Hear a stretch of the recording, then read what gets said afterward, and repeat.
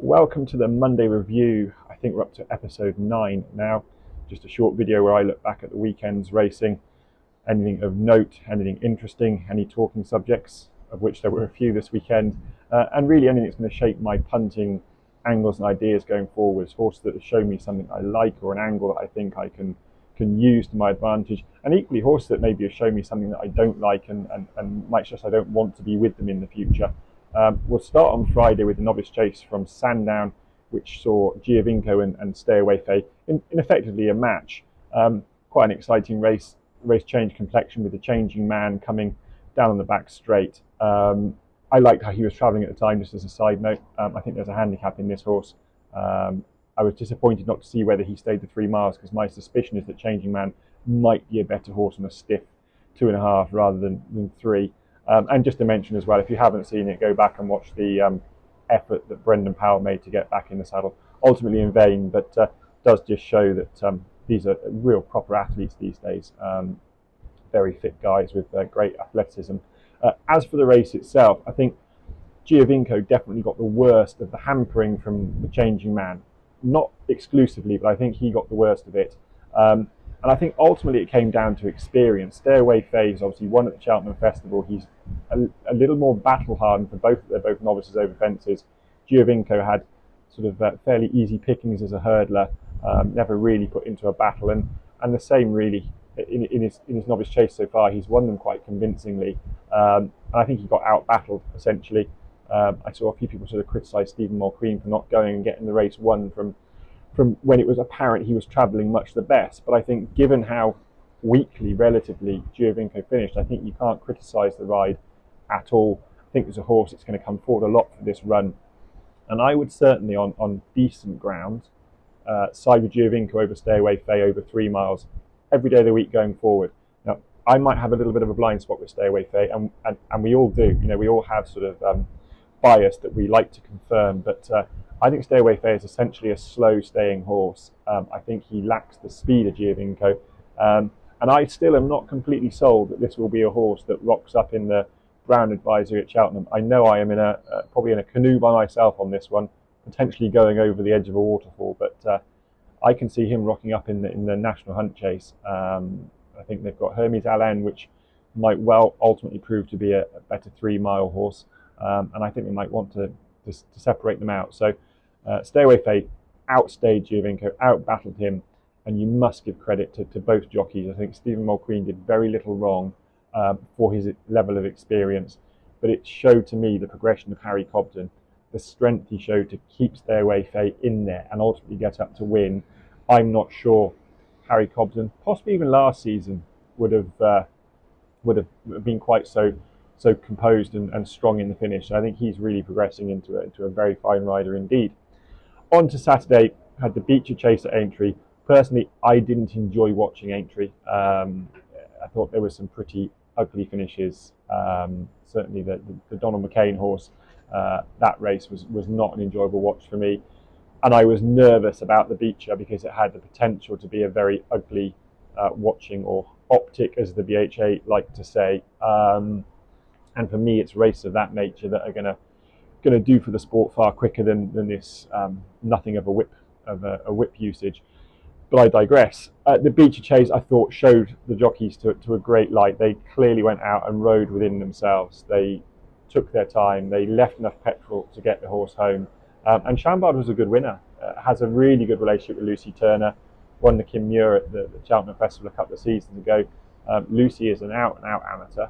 She works for Venetia, but she has no designs on going conditional as far as I'm aware, and has been amateur for a good number of years now. But she gave him a beautiful ride, didn't resort to the stick. He kept finding for all at the run-in, and was a really heartwarming result. I was actually with Ashtown Lad, having watched the race. I then went back and watched some of the other content and saw an interview with Harry Skelton before the start of the day, and he did voice his concern that maybe desperately testing ground wasn't going to suit him, and I think that was the case. He made a bad mistake early, was always on the back foot, and I'm afraid if you followed me in on the SBK selection, you knew from a long way out that it wasn't going to be his day. But a good race for the sport, I thought. It showed that we've got a weighing room full of people that understand their responsibilities. Moving then to Sandown on Saturday, and I just wanted to give a mention for Operation Manor. who won under £7 conditional, Cameron Ills, in what I thought was an absolutely fantastic ride. Beautifully judged, beautifully ridden. He was actually a jockey I flagged up on the SBK National Hunt preview podcast, which is throwing up lots of winners and lots of good information. So if you haven't watched it, do go and give that a look on the SBK YouTube site. But Cameron has been with Tom Lacey now for a season and a bit, not had a huge amount of rides. I think they've been educating him quietly at home, but speaking to Tom Lacey, he's an exceptional horseman, and I think that showed here. To judge the pace around a very testing Sandown track like that takes some doing, and I think he's definitely a rider that if you see him on one and you like its chances, you can give it an extra tick in the box, because he's exceptional value for £7. The feature race today was the Fighting Fifth, and this revolved a lot of the talk around the fact that Shishkin and Constitution Hill both came out, the usual clowns on social media, as far as I'm concerned, sort of berating Nicky Henderson, calling him a coward and all the rest of it, and then saying, well, why is he happy to run John Bon and not run Constitution Hill?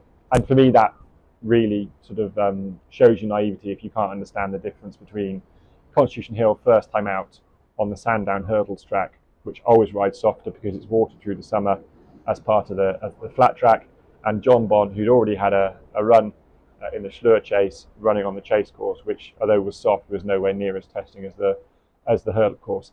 It is very clear that Nicky Henderson has a very adverse reaction to running horses on what he considers to be heavy or testing ground first time out, and I think a lot of that is scarring from the Altior surname face-off at Ascot those years ago, which, if you watch Nicky Henderson talk about Altior, it's very clear that pains him. He feels bad that he made a bad decision for the wrong reasons, and having worked with horses, there is nothing worse than getting something wrong with a horse when deep down in your gut you knew there was a suspicion that you might be doing the wrong thing, and you chose to ignore that gut feeling. So I have every sympathy for him.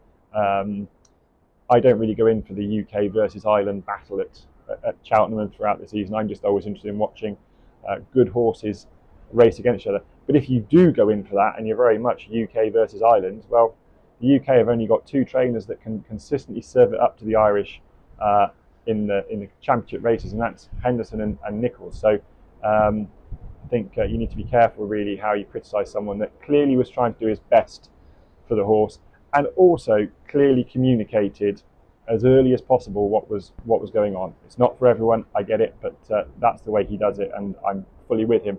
In the race itself, it was great to see Not So Sleepy finally get his own day in the sun without having to share the limelight. What a game horse, 11 years old, made all the running, and Sean Bowen said even as far as down the back he knew he was going to win, because every time a horse came up to his girth, Not So Sleepy was finding more and pulling away, and briefly turning in, it looked like he might be a sitting duck, but he found absolute stacks from the back of the last.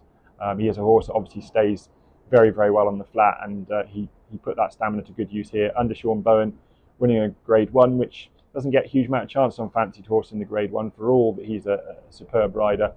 So it was a great result all round, once Constitution Hill and to a lesser degree Shishkin came out. Love Envoy, I think she took a blow going towards the second last. I think she's clearly quite tricky to train. She's missed a number of engagements, often only seen rarely, and I'm sure she's going to come forward a lot from this. For me, the disappointment was You Wear It Well, who had race fitness, ran very well on the Challow on desperate ground last year, over 2.5, so the trip and the ground shouldn't have been a question, and she weakened tamely. I would think that she's far better than this, and I would think she was the one in the race that perhaps ran below themselves. And then you've got the old boy Goshen, who's starting to look now like he's not thoroughly in love with the game. You know, he raced with great exuberance until he was sort of joined and headed, and then he sort of weakened very tamely, and quite what you do with him now, I'm not so sure.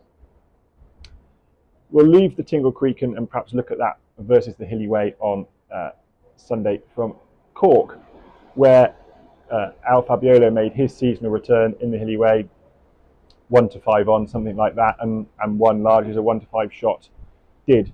He's clearly got a huge engine. I mean, he tanked through the majority of the race, quite a low head carriage. You know, you can pick him out in the field, and ran very powerfully. I thought Phil Dorr ran well in second. He's a horse that I think is crying out for 2.5 miles over fences. And then the other one that I thought was worthy of mention was Jungle Boogie. He returned with Henry de Bromhead, having switched from Willie Mullins, ran very well from a very long layoff. He's exceptionally lightly raced. He's won a National Hunt bumper, a maiden hurdle and a beginner's chase before this. It's the first time he's actually suffered defeat. He's clearly made of very fragile materials. It's not a certainty you're going to see him again this season. But if he does, this was a big run over 2 miles, clearly short of his best trip in this grade. He was given a very sympathetic ride by Rachel Blackmore, and I think he's got a big race in him over 2.5, maybe even a little bit further. Who knows? We don't know quite how far this horse will stay. So then to compare Al Fabiolo and John Bon from the Hilly Way into the Tingle Creek, I voiced on the SBK preview podcast that I thought maybe John Bon could serve it up to Al Fabiolo a bit more this year with the assistance of Nico de Boinville. I would be very surprised now if Aidan Coleman can get back on John Bon. I know there's a huge loyalty there from JP McManus, but Nico is Henderson's boy, and he's ridden him twice now to great effect and won a grade 1. I think it's hard to get him off the ride. And I was taken by the fact that a couple of years ago when Nico substituted for Aidan on Epatons, I think it was at Kempton, the Christmas hurdle, he was very quick to point out that he was only keeping the saddle warm for Aidan, and it was Aidan's ride, thoroughly magnanimous. There was none of that at Sandown. There was lots to look forward to. There was no mention of the fact that it was Aidan's ride, and I think you would find that perhaps Nico is pretty keen to keep the ride, as you would quite understand. For me, the two horses are exceptional. If it was a 2 mile flat race, I think Al Fabiolo has got the bigger engine. I don't doubt that over 2 miles. But he was awkward at fence number 2. He landed awkwardly over the last. He's not the most fluent jumper, whereas John Bon was exceptionally a different way at Sandown in the Tingle Creek. In the Schlur, he was electric and he was quick and he was long.